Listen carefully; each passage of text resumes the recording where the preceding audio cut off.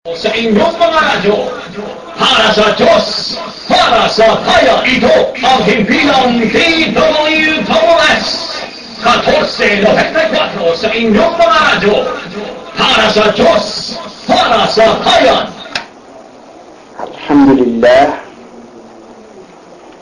Alhamdulillah Rabbil Alamin. الحمد لله الذي هدانا لهذا وما كنا لنهتدي لولا أن هدانا الله أشهد أن لا إله إلا الله وحده لا شريك له وأشهد أن محمدا عبده ورسوله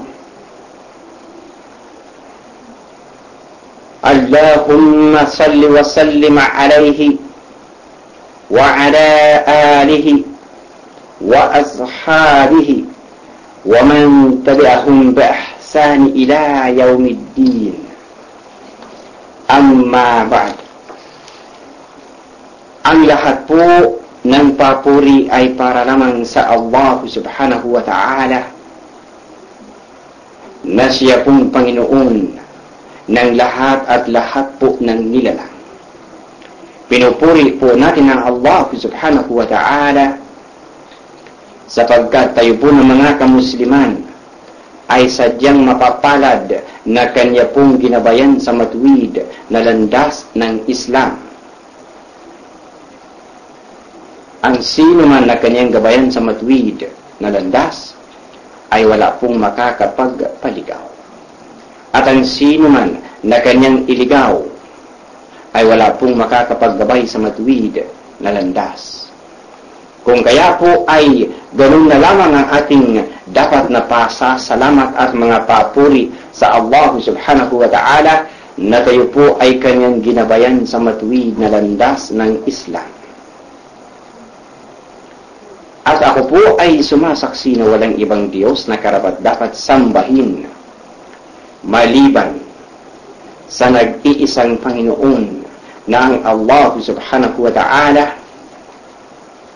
At ako rin po ay sumasaksi na si Propeta Muhammad sallallahu alaihi wasallam ay kanyang alipin at sugo.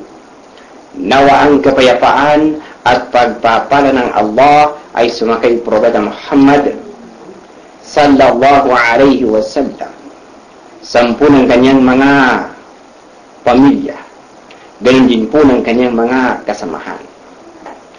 Para po sa aming mga kapatiran sa pananampalataya, ay ipinaparating po namin sa inyo ang pagbati ng kapayapaan.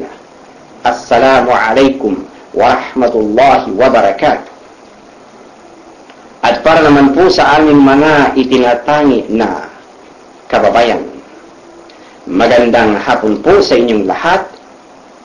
Muli po ay nandito na naman tayo sa isa na namang episode ng ating programang Islam ang Solusyon na napapakinggan po tuwing araw po ng Sabado at Linggo sa ganap na oras mula alas 2 hanggang alas 3 po ng hapon.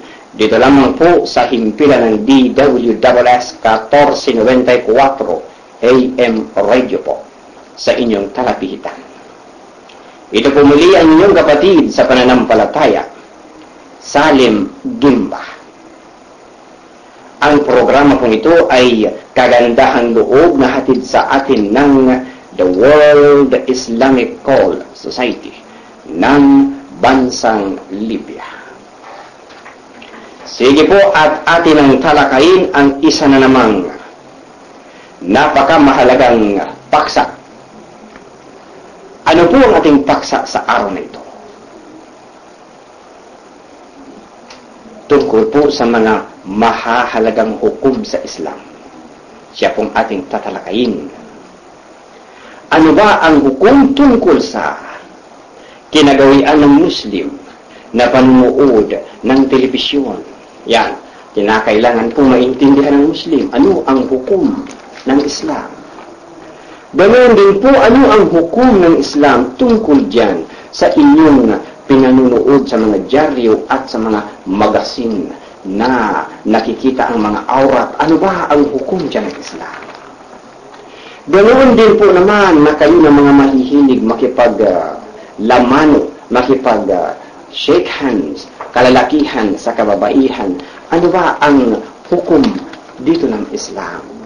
Kinakailangan po ay magkaroon ng sapat na kaalaman ng bawat isa.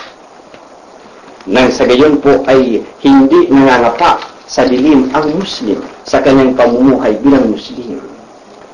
At ano naman ang hukom ng Islam patungkol dyan sa palitan ng text messages ng lalaki at babae? At pang-5 punto po ay ano naman ang hukom ng Islam kapag ang lalaki at babae na hindi naman mag-asawa ay nasa iisang lugar? Yan po ang mga mahalagang punto na atin pong tatalakayin sa araw na ito.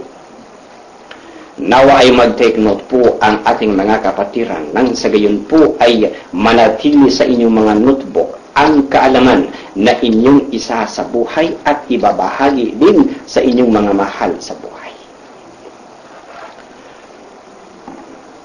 Dumako po tayo sa unang punto. Alam po ba ninyo, ang isang haram po na paulit-ulit na ginagawa ng isang sambayanang kamusliman.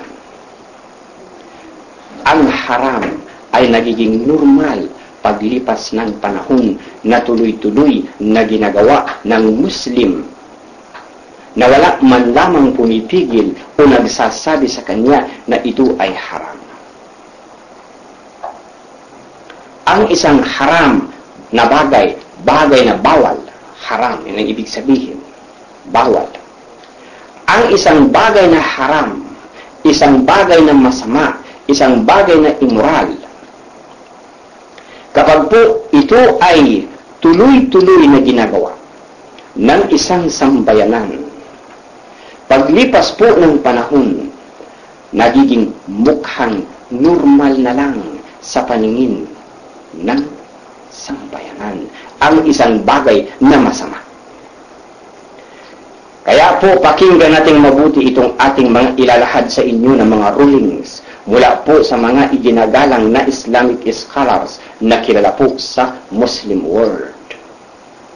Unang ruling po, ruling number 1, ruling on watching unveiled women on the television. Napakarami na ang kamusliman sa kanilang tahanan na mayroong TV. Halos lahat ng bahay ng kamusliman ay mayroong TV. Ngayon po, ano ang Islamic ruling, fatwa, tungkol sa panonood sa telebisyon? Ng mga kababaihan na pinanonood mo na mga walang saplot. Sino ang nagbigay ng ruling? Wala pong iba kundi si Sheikh bin Baz at ganun din ang Permanent Committee ng Saudi Arabia.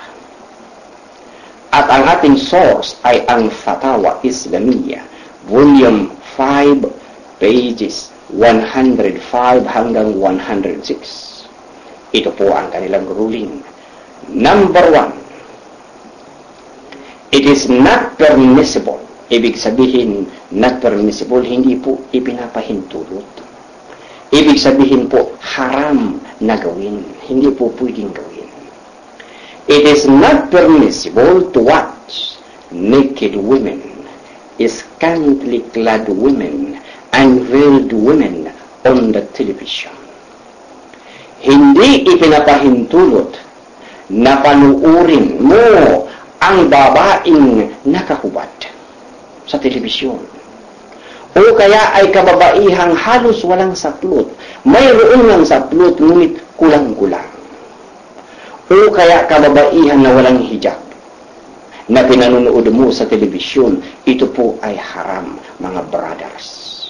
Pangalawang punto ng fatwa ay, it is not permissible to watch men whose thighs are uncovered.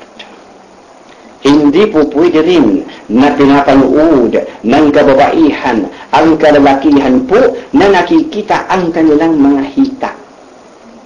Opo. Either on television or video or cinema.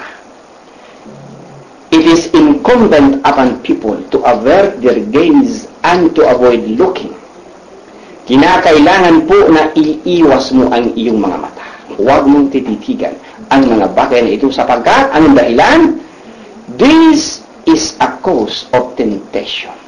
Tukso, nadidevelop, napopromote sa iyong kamalayan at naitatanim sa iyong puso nang sa gayon nagkakaroon ng kabulukan sa iyong puso napupunta sa pagnanasa. Nadidevelop sa kamalayan ng isang lipunan ang mapagnasang saloobin na ito po ang magtutulak sa isang lalaki dahil na-promote na sa kanyang kamalayan, naging normal na lang sa kanyang kamalayan ang makakita ng hubad at dahilan sa ito ay pumasok at tumagos sa kanyang puso, ito po ay magtutulak sa kanya upang lumihis mula po sa tamang landas. Deviation from guidance. Siya po ilalayo. Kinakailangan po na maintindihan ng mga Muslim na kapag ikaw ay nasa isang lugar na mayroong pinapanood ang mga tao, ay ilayo mo ang iyong paningin. Ibaba mo, huwag mong tititigan. Ang isang bagay na alam mong malalason ang iyong kamalayan. Madidevelop sa iyo ang pagnanasa. Nabanggit po sa isang aya, A'udhu billahi minash shaitanir rajim. قل للمؤمنين يغضوا من أبصارهم ويحفظوا فروجهم ذلك أزكى لهم إن الله خبير بما يصنعون وقل للمؤمنات يغضضن من أبصارهن ويحفظن فروجهن. Pagsabihan ang mga nampalatayang kalalakihan na ibaba ang kanilang paningin. Ibig sabihin po, huwag tititigan yung mga bawal na titigan. Nakasakay ka halimbawa sa jeep at may kaharap kang katukso-tukso na panuuri ng mata, abay huwag mong tititigan abay ang ginagawa ng ibang kalalakihan. Titingnan, tapos tititigan pa, panlilisikan ng mata. Yaong hindi dapat titigan. Ang utos ng Quran ay sabihan ang mga kalalakihang mananampalataya na ibaba ang kanilang paningin. Ibig sabihin, iiwas mo ang iyong mata. At ingatan ang kanilang mga pribadong ari. Ibig sabihin, your sexual organs. Na huwag magamit po sa zina, adultery, etc. Yan ang mas dalisay para sa kanila, patuloy pa ng aya. Katotohanan, ang Allah ay laging nakakaalam sa kung anuman ang kanilang ginagawa at pagsabihan ang mananampalatayang kababaihan na ibaba ang kanilang paningin. Ibig sabihin, hindi lang lalaki. Ang ilalayo niya ang kanilang paningin, huwag niyong titignan yung bagay na katukso-tukso, pati na babae. Ibig sabihin, ang itinuturo po ng Islam ay to avoid temptation na mapupunta doon sa pagkawasak ng tahanan. Ituloy natin. At pagsabihan ang kababaihang mananampalataya na ibaba ang kanilang paningin at pakaingatan ang kanilang mga pribadong ari. Chapter 24, verses 30 hanggang 31 mula po sa Quran al-Karim. Bilang karagdagan na pong opinyon mula sa Permanent Committee ng Saudi Arabia, ay ito po, it is not permissible, hindi ipinapahintulot na iyong tititigan, na iyong ipukol ang iyong paningin doon sa mga panuorin sa telebisyon o anumang bagay na nakikita mo ang aurat ng babae. Dahil, in most cases, the women on TV are unveiled. Karamihan po, 99% ang napapanood mo na kababaihan po sa television ay nakikita ang mga bahagi ng kanilang katawan na hindi dapat ipakita dahil bumubuo ng tukso. They display parts of their aura. At ang mga kalalakihan naman ay mga modelo na pumupukaw rin po ng tukso sa kababaihan. And therefore, it corrupts the heart in most cases. Binubulok po nito ang puso ng kalalakihan o ng kababaihan. Alam po ba ninyo, yaong tumingin. Yang tumingin. Pana yan. Ni Shaitan. Lalaki tumitingin sa babae, babae tumitingin sa lalaki. Bilang katibayan, an-nadratu sahmun min sihani iblis. Ang tumingin, ibig sabihin lalaki tumitingin sa babae o kaya babae tumitingin sa lalaki. Ang tumingin ay isang palaso, pana, mula sa mga palaso, mula sa mga pana ni iblis. Maliwanag po. Napakalinaw po mga kapatid. Kaya nga ba, hindi ipinapahintulot sa Islam. Kaya nga po ba kapag ang lalaki kausap yung babae, ang lalaki iba ang tumitingnan. Ganun din ang babae, hindi nakatingin sa lalaki. Hindi po yan eyes to eyes. Kung hindi naman sila mag-asawa. Hindi magkapatid, hindi mag-ina. Opo, hindi magtiyahin, hindi magtiyuhin. So, ang iniiwasan po ng eyes to eyes o pagkakaroon ng titigan, eye contact, ang iniiwasan po dyan ay baka po ma-develop yung mga hindi dapat i-develop na kalimitan sa mga nag-develop na relasyong bawal nagsimula po sa mata. Maraming ulit na nating na-discuss dito paano na-develop mula sa tingin, ngitian, pagkatapos kapalagayang loob, kaibiganan. Then, anong kasunod? Proposal. Then acceptance. Then promises. Pagkatapos po noon ay private room. Ganun lang po yung kasimple. Ang mga eksena, mga chapter. Then, kung si babae may asawa, ang uwi niyan, kung hindi divorce, ay bala. See? Nagsimula lang po yun sa titigan. Kaya nga ba sa Islam, preventive, ang measure ng Islam, bawal tingnan ng lalaki ang babae na hindi naman niya asawa, hindi naman niya kapatid, hindi naman niya nanay, opo, hindi naman niya tiyahin. Ang purpose po noon ay maiwasan ang mga dapat na maiwasan. Ngunit sa ating makabagong panahon, we Muslim men and women don't care watching TV. Walang pakialam ang Muslim sa ating panahon. Nanandidilat ang mga mata sa telebisyon, sa pinanonood na video, ganoon din sa pinanonood na cinema. Muslims are now very much enjoying what is haram. Alam ba ninyo na ang isang bagay na haram, isang bagay na bawal, sa umpisa, kinikilabutan ka pa. Gawin. Ha? Nandidiri ka pa. Hindi ka mapakali. Hindi ka mapahimik. Ngunit kapag nagawa mo minsan pa, at nagawa mo minsan pa, at paulit-ulit mo nang ginagawa, ang isang haram, nawawala na ito ng impact. Nawawala na ito ng dating. At nagiging normal na lang sa iyo na gawin araw-araw, oras-oras, minuto-minuto, ang alam mo na ikapupuot sa iyo, ikagagalit sa iyo ng Allah subhanahu wa ta'ala. Tulad ng titig na inyong ipinupukol sa mga telebisyon ng mga kababaihang nakikita ang mga saplot, walang saplot na bahagi ng kanilang katawan na dapat ay natatakpan. In other words, we do not notice the corruptions of our hearts. Hindi natin namamalayan unti-unti. Dahilan sa patuloy, unti-unti. Patuloy na ginagawa ng Muslim ang isang haram. Unti-unti na nagiging bahagi na ng kanyang buhay upang ang isang mali ay nagiging mukhang tama sa paningin ng isang sambayanan na walang kumukorek, walang tumutuwid, walang nagpapaalaala. Kaya nga po ba itong programa natin, Bagamat minsan ay medyo masakit ang dating, magpasalamat pa nga dapat. Huwag magagalit.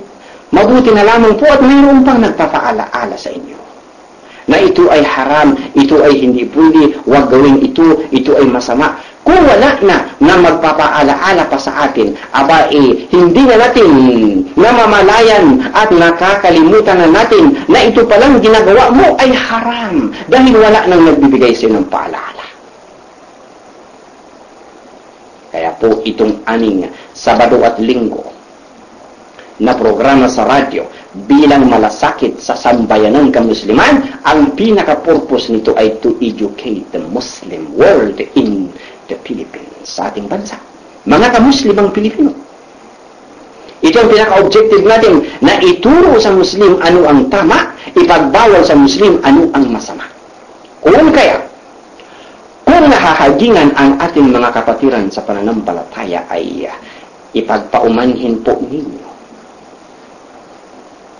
Ginagampanan lamang po namin ang kung anong ikabubuti ng kamusliman. Hindi po namin ibinobroadcast dito ang ikasasama ng sinuman. Kung hindi ikabubuti ng Muslim. Dumako po tayo sa pangalawa. Ruling number 2. Ruling on looking at pictures of women in magazines and newspapers.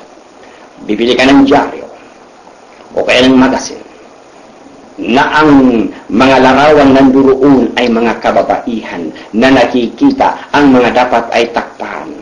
Kung tawagin ay aura. Opo. Sino ang nagbigay ng fatwa? Fatwa by Sheikh Bimbas and Sheikh Ibn Jibril. Source natin ay Fatawa Islamiyah, Volume 5, pages number 106 and 109. The rulings. Number 1. It is not allowed for a Muslim man to look at the faces of women.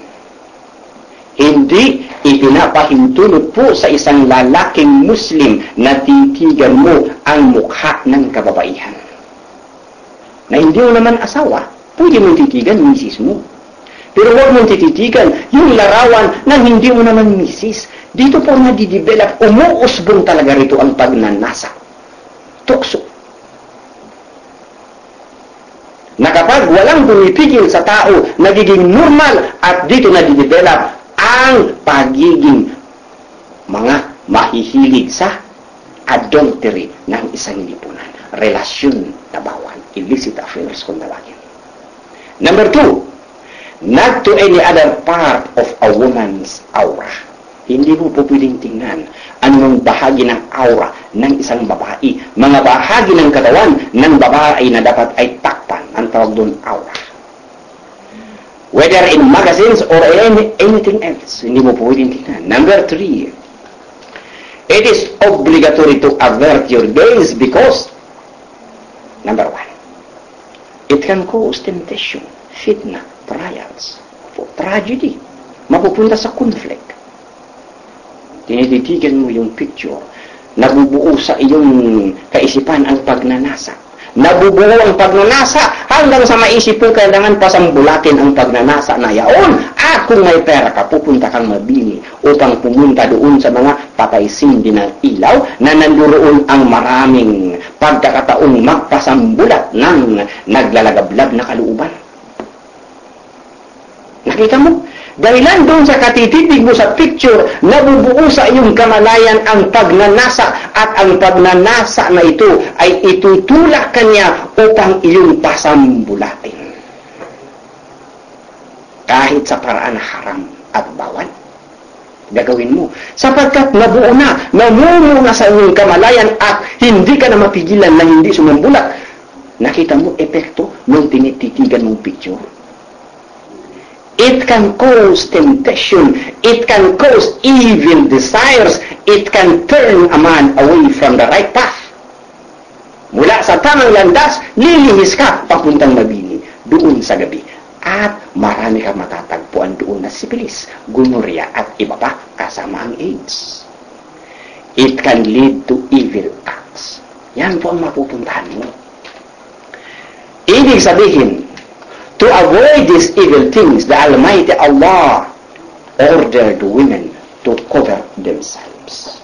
Pinag-utusan po sila na lagyan ng takip yung kanilang kagandahan.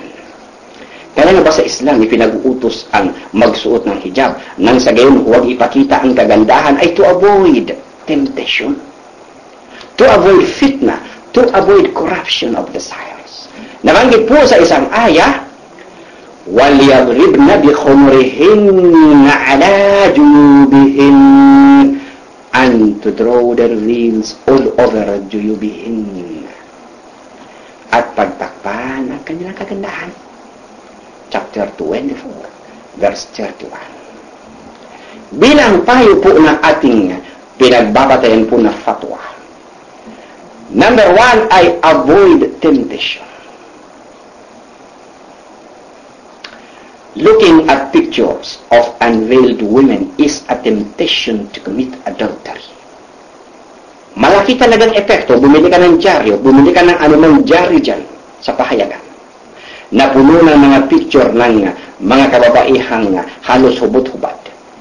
Kapag yan ay tinititigan mo at pinanunood mo, maniwala ka, hindi ka naman robot eh. Mayroon kang magdamin. Maniwala ka, mapupunta sa kamalayan mo. Umuusbong sa kamalayan mo ang pagnanasa. At yan, pagnanasa na yan, mapupunta doon sa kagustuhan mong pasambulatin ang pagnanasa na yan. Maniwala ka. Totoo yan. Lalaki ka, hindi ka robot.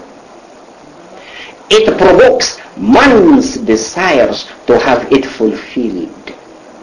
Dahilan sa iyong pagnanasa, na pinupukaw ang iyong damdamin sa katititig mo riyan sa nakahubad na larawan ng babae.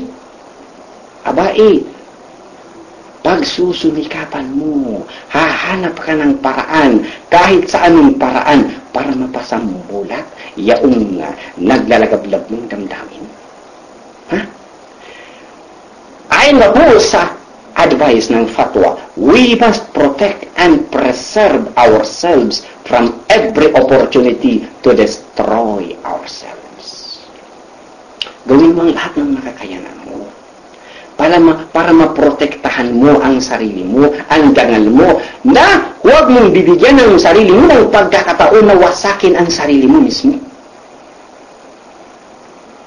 Yan mga tukso na yan, wawasakin ka niyan. Bibigyan niya ng trahedya ang buhay mo. Kaya kung titingnan mo, simple lang. Sasabihin mo, tumingin ka lang naman ng picture, pero hindi mo alam, malaki palang epekto nito. Mayroon itong malaking epekto sa iyong katauhan bilang lalaki. Kaya nga ba sa Islam ipinag-uutos, ilayo mo ang iyong paningin. Kasama na nito, huwag kang bibili ng magasin ng mga nakahubad. Huwag mong titingnan. Huwag kang bibili ng dyarin ang laman ay mga nakahubad. Huwag mong dadalhin sa bahay mo. Huwag mong ilalapit ang iyong paningin sa mga bagay na katulad niyan. Opo. Dumako po tayo sa pangatlo na fatwa about shaking hands with unrelated women. May mga kalalakihan na mahihilig makipaglamano pagkatapos ng business transaction ay shake hands at nakikipag-shake hands sa mga kababaihan. Mabuti kung lalaki lang sa lalaki. How about shaking hands with women? Men shaking hands with women. Ito po ang fatwa, a ruling by Sheikh Ibn Uthaymeen at ganun din si Sheikh Bin Baz at ganun din ang the Permanent Committee ng Saudi Arabia. Source natin, Fatawa Islamiyya, Volume 5, pages number 111 hanggang 114 for your complete reference. The rulings are, number 1, it is forbidden for a man to shake hands with a woman who is unrelated to him, not his mother, not his sister, not his aunt, not his niece, not his wife. Bawal na makipaglamano ka, brother, sa isang babae na hindi mo kaano-ano, hindi mo naman nanay, hindi mo naman kapatid, hindi mo naman tiyahin, hindi mo naman pamangkin, at lalong hindi mo naman misis. Number 2, it is forbidden for a man to shake hands with the wife of his brother. Mismo asawa ng kapatid mo na lalaki, mismo ang misis ng kapatid mo, ay hindi ka pwede makipag-shake hands. Number 3, ibig sabihin, ang iniingatan talaga ng Islam ay ma-develop yung fitna. Ma-develop yung dapat na huwag ma-develop. Preventive mission. Hindi ipinagbabawal dahil ganito, hindi po. Abay, ang pagbabawal po na yan ay mayroong dahilan. Pangatlo, it is also forbidden for a man to shake hands with his cousin woman. Pinsan mo. Sa Islam, ang magpinsan pwedeng ikasal. Kaya hindi ka pwedeng makipag-shake hands. Aba, ginagawa natin sa probinsya. Kapag po ang isang lalaki ay galing ng Maynila o galing ng Saudi, namimiss ng mga kamag-anak, hindi lang shake hands, kundi yakapan.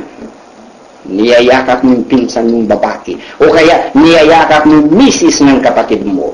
Ito po ay haram. Bawal po ito sa Islam. Na kaya ito nagaganap sa komunidad ng kamusliman ay dahilan po sa kakapusan ng kaalaman sa katuruang tama ng Islam. Kung sino man ang gumagawa niyan, ay hintuan na niyan. Huwag kayong payakap-yakap, hindi nga po pwede mag-shake hands eh. Yayakapin mo pa kaya ang misis ng brother mo, kapatid mo. Lalaki sa babae, hindi pwede. Number 4, it is also forbidden for a man to shake hands with unrelated women even if there is a glove or barrier. Kahit naka-glove pa yung babae. Sabihin mo may harang. Hindi talaga po pwedeng makipag-shake hands. Abay, may kuryente po yan. Kapag nagdaop ang palad ng lalaki at ng babae na hindi naman nakaano-ano, maniwala kayo may kuryente yan. Lalo na kung pinisil-pisil mo pa. Ano pa, robot? Walang damdamin. Number 5, dear brothers. Tandaan natin, ang kapatid mo sa dugo, ang iyong tiyuhin sa ama, paternal uncle. Ang iyong tiyuhin sa ina, maternal uncle. Ganoon din ang mga lalaki mong pinsan ay hindi ipinapahintulot sa Islam na makipag-shake hands sa iyong misis. Haram yan, bawal yan. Because your brothers in blood, your uncles, your male cousins cannot be a mahram to your wife. Therefore, it is forbidden for them to touch or shake hands with your wife. Why? Bakit? Why it is forbidden for men to shake hands with unrelated women? Aba, isang dahilan po ay mismo ang hadith ni Propeta Muhammad sallallahu alayhi wa sallam.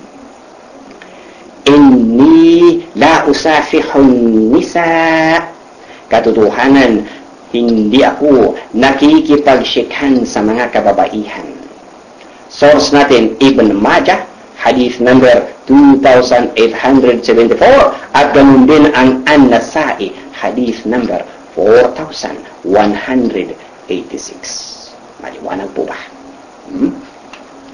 Alam po ba ninyo na itong pagdadaog palad ng lalaki at babae na hindi naman magkaano-ano, hindi magkapatid, hindi mag-ina, hindi magtiyahin, hindi niya pamangkin, hindi niya asawa. Ito pong pagdadaog palad, it is a temptation of the greatest kind for a man to touch the skin of a woman who is not related to him.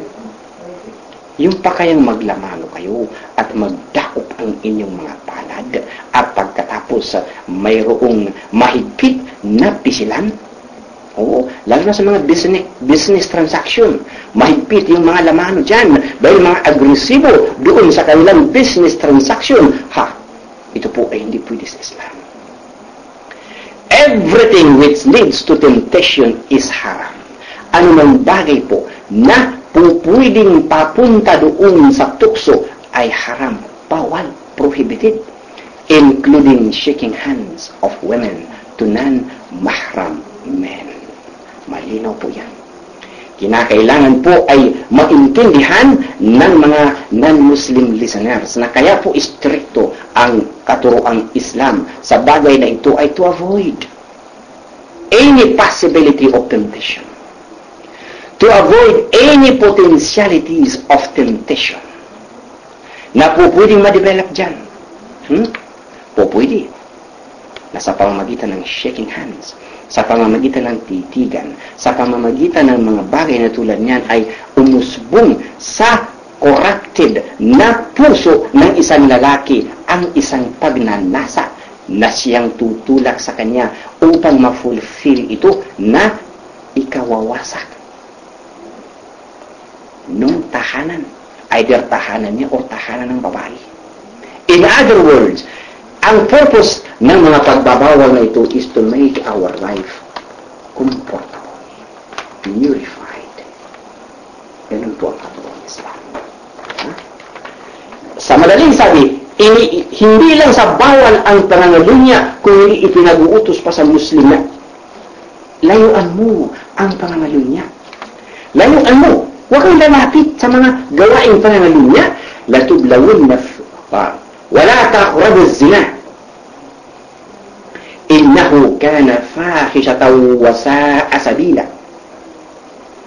At huwag lalapit sa unlawful sexual intercourse o kung tawagin ay zina.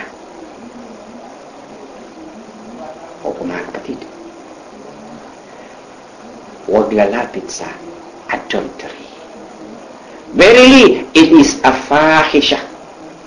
Ibig sabihin ng fahisha, anything that transgresses limits, yung malaking kasalanan. It is a fahisha and an evil way. Ibig sabihin ng evil way that leads one to hellfire. Maliban naman kung patawarin siya ng Allah. Huwag lumapit sa pangangalunya. Katotohanan, ito ay malaking kasalanan at masamang kaparaanan na ito po ay magtutulak sa tao sa impyerno apoy kapag hindi po siya kinaawaan ng Allah subhanahu wa ta'ala. Chapter 17, verse 32 mula po sa Quranul Karim. Ganoon dapat ang isang Muslim na iintindihan niya ang katuruan dapat ng Islam. Na ang purpose po talaga ng pagbabawal ay hindi para pahirapan ang buhay mo. Kung hindi, para gawin ang buhay mo na disiplinado. Para gawin ang buhay mo na matino. Para gawin ang buhay mo na umiiwas sa masama. Kapag umiiwas ka sa masama, ang buhay mo magaan dalhin. Ngunit kung ang lagi mong ginagawa, yung alam mong masama, ginagawa mo pa rin kahit na masama, ang buhay mo pabigat ng pabigat. At ikaw naman ay palugmok ng palugmok. Dahil ang pamumuhay mo ay kinapupuutan ng Allah subhanahu wa ta'ala, minuminuto na nagagalit sa iyo ang Panginoon. Papaano asinso? Papaano magiging maluwag ang dibdib ng isang tao na kinapupuutan ng Panginoon? Sige nga.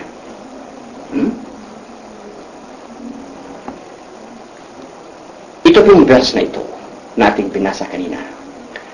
Wala taqrabu zina innahu kana fahishatan wa sa'a sabila.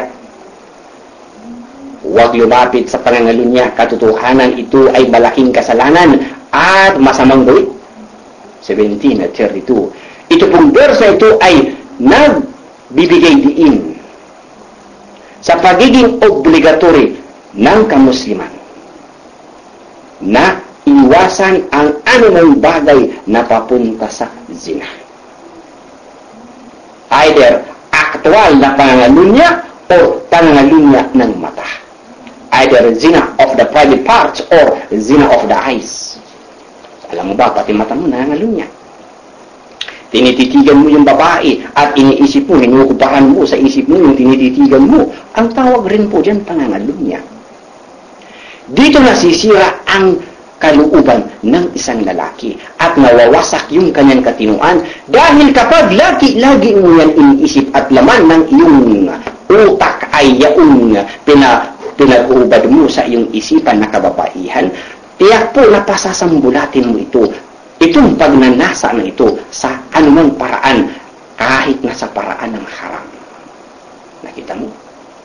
Naaapektuhan ang araw-araw mong gawa, naaapektuhan pati trabaho mo, naaapektuhan pati pagkalalaki mo, hanggang sa hindi mo mapasambulat. At kapag pinasambulat mo sa paraan na haram, ikaw ay nakagawa ng kasalanan. Lalo tigit, nadagdagan ang kasalanan mo. When a man touches an unrelated woman's hand, it may excite feelings of desire. Kuryente. Talagang makukuryente ka. Ano ka? Robot, walang damdamin. Kaya ang payo ng ating pinagbabatayan po na fatwa ay, men and women must be aware of this ruling to avoid the fitna, evil temptation. Para maiwasan mo. Kaya yaong mga gumagawa ng bagay na ito, mga shake hands na yan, yung mga business transaction na yan, itigil na yan. Hintuan na yan. Yaong mga gumagawa nito, may mga kamuslimang komunidad, abay, kasama sa kanilang kustumbre, yung shaking hands. Lalaki at babae na hindi naman magkaano-ano, hindi magkapatid, hindi mag-ina, hindi mag-asawa. Mayroong mga kamusliman mismo na bahagi ng kanilang kultura, na hindi naman kulturang Islam ang gumagawa niyan, itigil na yan. At payuhan ninyo ang inyong mga kapatiran sa pananampalataya tungkol sa nakaabang, naghihintay na kaparusahan sa impyernong apoy dahil sa ginagawa nilang tulad niyan. Laman, lalaki at babae naglalaman, transactionist ng mga business, ito po ay hindi pwede sa Islam. Bawal po yan. Opo. Pagsabihan mo yung babae, halimbawa isa kang Muslim, iniabot sa'yo ng non-Muslim yung kanyang kamay, explain to her in a very nice way na hindi nakaka-offense na bawal po sa amin, ma'am, ang shaking hands. O kaya, bago kayo mag-meeting doon sa inyong mga katransaksyon para hindi sila ma-offend, pagsabihan ka agad sila na hindi po pwede ha, ang shaking hands, kaya po, daw kayo. Walang shaking hands with women. Lalaki sa babae. Para po maintindihan nila na hindi pwede. Nang sa gayon pagdating ng inyong tagpo ay walang magsishake hands. Hindi nila, kasi nakasanayan na ng non-Muslim na iabot yung kamay ng babae doon sa lalaki. Minsan yung lalaki ay hindi makahindi dahil ayaw niya na mapahiya yung babae. Aba dapat umpisa pa lang. Sasabihan, no shaking of hands. Para huwag mapahiya yung babae na iaabot niya yung kanyang kamay. Bawal po talaga yan sa Islam. Number 5. Number 4. Ruling number 4. About correspondence between men and women. Letter correspondence. Correspondence, ibig sabihin, palitan ng mensahe. At dahil ito ay palitan ng mensahe, kasama na nito ang telepono. Ganoon din ang mensahe ng mga text messages. Ngayon ang fatwa, Shaykh Ibn Jibril, Fatawa Islamiyya, Volume 5, pages number 120 hanggang 121. Ano ang rulings? Ito po. The correspondence between a man and a woman unrelated to each other leading into desire is not permissible. Hindi ipinapahintulot na magkaroon ng komunikasyon ang lalaki at babae sa paraan ng sulat. Halimbawa, ngayon mayroong telepono, ngayon mayroong text messages. Hindi po pwede na magpalitan ng mensahe ang lalaki at babae na hindi naman magkaano-ano kung ang kanilang pagsusuklian ng mensahe ay may kasamang pagnanasa. Aba, tungkol sa text messages o kaya sa telepono. Yung kabilang linya, yung babae, pinapalambing niya yung kanyang boses. Upang nang sa gayon, mainlad na sa kabilang linya. At ito naman si lalaki, ginagawa ng romantiko yung boses niya para ganun din, mainlad na sa kabilang linya. At ang kanilang palitan ng lingwahe ay language of desire. Mga lingwahe ng mga pagnanasa. Ganun din sa text messages. Marami na ngayon po ang mga kamusliman na dahilan po sa kakapusan ng pagiging mahintatakutin sa Panginoong Allah subhanahu wa ta'ala, walang pakundangan kung magpalitan ng text messages na mga malalaswa. Mayroong mga text messages na nagtatapat ng damdamin either sa lalaki or sa babae na de-develop sa isa't isa. It excites desires between the two. Opo, kaya bawal.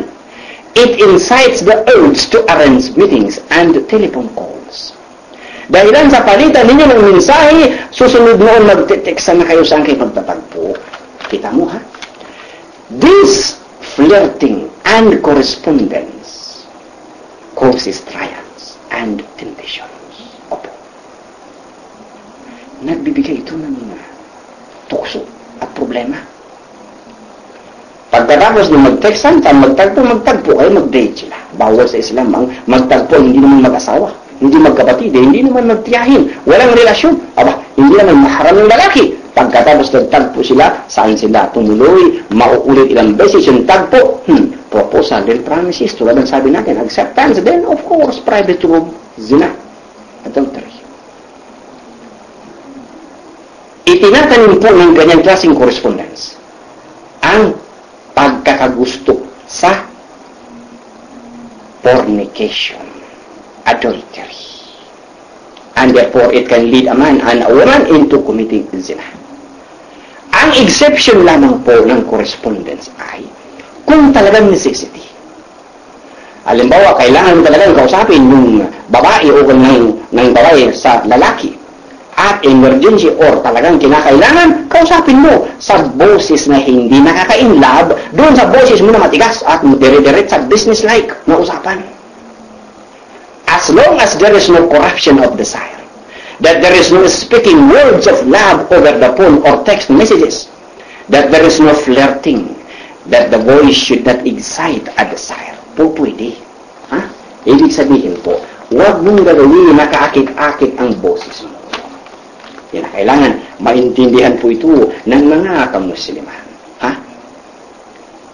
Let us protect ourselves against flirting correspondence, desirous telephone calls, tempting text messages. Let us preserve our honor and dignity. Tandaan po natin yan, ha? Kinakailangan maintindihan mabuti yan ang bawat Muslim. Nang sa gayon po ay huwag kang nangangapa sa dilim. Katakutan mo ang Allah subhanahu wa ta'ala. Huwag mong iisipin na walang nanonood, wala naman nakakaalam. Nandyan po sa tabi mo ang dalawang malaika, anghel po, na nagre-record ng bawat good deed or kaya evil deed na iyong nagagawa. Bawat send mo na text message na naglalaman ng desires, na hindi mo naman mister yung ka-text mo, yan po ay nakarecord. Pagbabayaran mo sa kabilang buhay kapag hindi ka pinatawad po ng Panginoong Allah subhanahu wa ta'ala. So marami na po ang pamilya na nawasak dahil sa text messages. Ang katuruan po ng Islam ay to regulate yourself, including regulating correspondence, including regulating text messages. Pakakawalan mo lang ang iyong mensahe sa text kung importante. Hindi yung pakakawalan mo lang upang iparating doon sa kabilang linya ang iyong damdamin na hindi mo naman mister o hindi mo naman misis. Ganun po ang katuruan ng Islam. Ganyan po, mga kapatid, sa pananampalataya, ang katuruan ng ating relihiyon. Hindi ka pinagbabawalan para pahirapan ka, kung hindi, ikaw ay pinagbabawalan para huwag mong abutin ang darating na problema kapag hindi ka napigilan sa mga gawaing bawal. Fatwa number 5. Panglima po na ruling. Seclusion with an unrelated woman is forbidden. Bawal po na ikaw lang na lalaki at ng babae sa isang lugar. Haram. Sino nagbigay ng fatwa? Fatwa by Sheikh Ibn Jibril. Fatwa Islamiyya, Volume 5, pages number 121, 122. Opo. Malinaw na malinaw. Halimbawa po sa isang kaso. Halimbawa, isang lalaki ay dumalaw sa kanyang kaibigan na lalaki rin, of course. Sa atin, lalaki sa lalaki magkakaibigan, no? Hindi sa atin po pwedeng lalaki sa babae magkaibigan. Bawal po yan. Halimbawa, isang lalaki, dadalawin niya yung kaibigan niyang lalaki, ngunit ang naabutan niya ay wala doon ang mister. Ang naabutan misis lang, nung kaibigan niya. Sa Islam po, bawal na patuloyin mo ng bahay ang lalaking iyan, na wala riyan ang iyong mister, at higit sa lahat, walang permiso mula sa iyong mister. Hindi ka po pwede magpatuloy ng bisita mo, lalo na lalaki. It is not allowed. Opo. For a man to enter the house of his friend when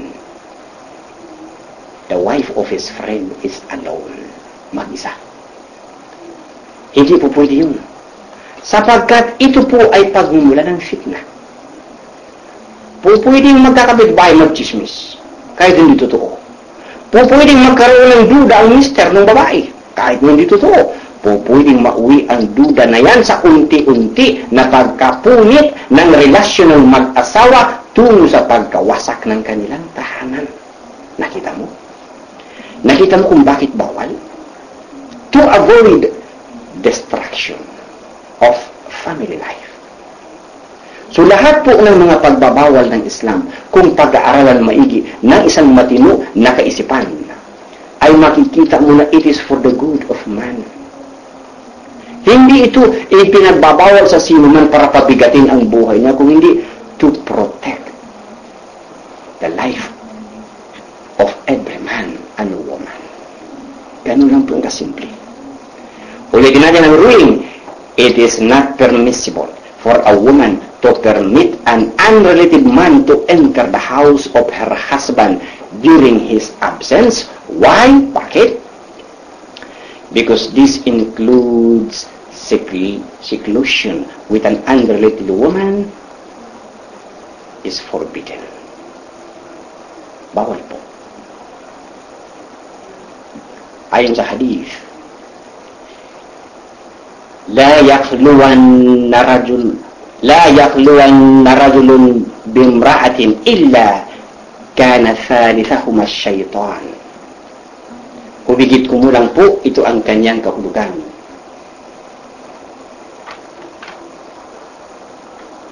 A man does not sit alone with a woman except that Shaitan makes a third. Source natin at-Tirmidhi, hadith number 2165, and Ahmad, volume 1, hadith number 18. Hindi upo ang isang lalaki at ganun din ang isang babae maliban sa pangatlo nila si Shaitan. Nakita mo? So, ibig sabihin, kapag ikaw lang na lalaki at siya lang na babae na nakaupo sa isang lugar at wala kayong kasama, pangatlo po ninyo si Shaitan. Na ang ginagawa ni Shaitan ay inuudyukan niya si lalaki na gawin ang kanyang pagnanasa. Ganoon din naman inuudyukan si babae na gawin ang pagnanasa para ma-develop sila. Nang sa gayon, mapunta sa isang relasyon na bawal. Upang maiwasan ito, ang katuruan ng Islam ay huwag kang pupunta doon sa tahanan na wala roon ang mister ng babae. Bawal po. It is forbidden for a man to ask his friend's wife to let him in the husband's absence. It is forbidden for a man to be alone with any woman not related to him. Po, pwede kung nanay mo, kapatid mo, walang problema, tiyahin mo, pamangkin mo, walang problema kasi hindi mo naman pwede maging misis yun eh. Hindi mo naman pwedeng pakasalan yung nanay mo, yung kapatid mo, yung tiyahin mo, yung pamangkin mo. Hindi po pwede na ikaw ay umupo kasama ng isang babae na hindi mo kaano-ano, sapagkat it can give a chance to fitna. It can give a chance to the promotion of illicit affairs. Bilang pang-conclusion po ay tayo po ng mga kamusliman sa ating panahon ngayon, kung titingnan natin ay lalo na po sa malalaking syudad, mga kamusliman na nananahanan sa malalaking syudad, parang normal na po sa buhay ng Muslim. Nagawin isabuhay ang pamumuhay na haram. Totoo po yan. Para bagang nagiging normal na lang sa isang Muslim na ang kanyang umaga, tanghali, hapon at gabi, ang pamumuhay niya ay haram. Yung mga nabanggit natin na rulings, 5 rulings, kapag po ang pamumuhay ng Muslim ay puro doon violation. At yan po nakikita natin sa ating panahon ngayon. Tuloy-tuloy na ang ginagawa ng Muslim ay violation. Alam mo ba, kapatid, na dahilan sa ginagawa mo yan regularly, araw-araw, nagiging normal na lang po yan sa tao. Wala nang epekto. Hindi ka na kinikilabutan. Hindi mo na napapansin yung baho. O kaya nung sama. Yung ginagawa. Halimbawa, pinaka-basic na example po, pasintabi sa mga nagmimerienda.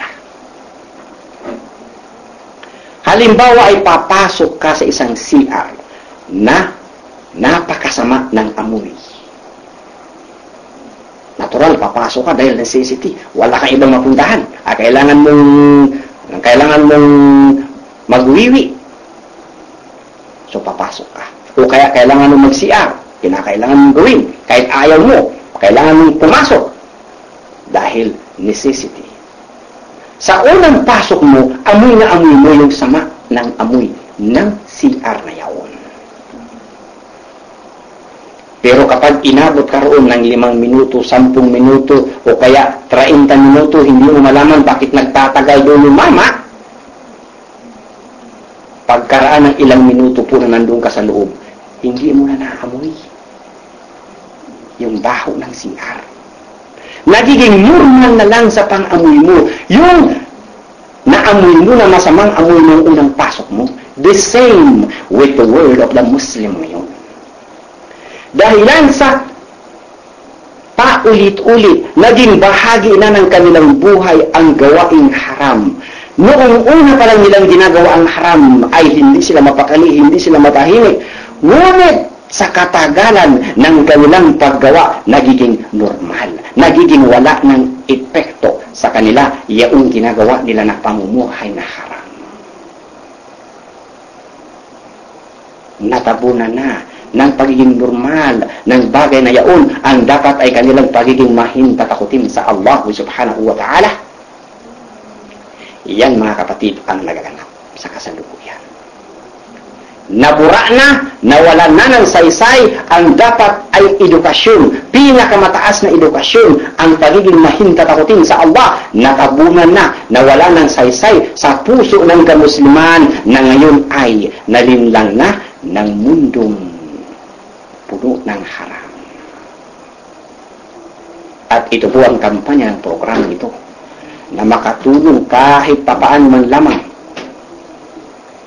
na maibalik sa katinuan ang kamalayang kamusliman nang sa gayon po ay huwag kang namumuhay sa haram. Kung hindi, pamumuhay po na halal, pamumuhay na ikalulugod ng Allah subhanahu wa ta'ala. At natapos na naman po ang ating pinagsaluhan po na napakagandang paksa. Ito po muli ang inyong kapatid sa pananampalataya, Salim Agyumpa. Dito lamang po sa programang napapakinggan tuwing araw po ng Sabado at Linggo. Sa ganap na oras, alas 2 hanggang alas 3 po ng hapon. Dito lamang po sa Islam ang Solusyon. Napapakinggan sa programang dito po sa himpilan ng DWS 1494 po. Ang programa po ito ay Kagandahang Loob po. Nahatid po sa atin ng The World Islamic Call Society po ng bansang Libya. O po mga kapatid sa pananampalataya, hanggang sa muli po na ating pagtatalakay ng mga mahalaga na naman pong punto. Subhanaka Allahumma wa bihamdik, ashhadu an la ilaha illa anta astaghfiruka wa atubu ilaik. Muli po, pagbati ng kapayapaan sa mga kapatiran sa kamusliman. Assalamu alaikum warahmatullahi wabarakatuh. Ito ang himpilang DWS 14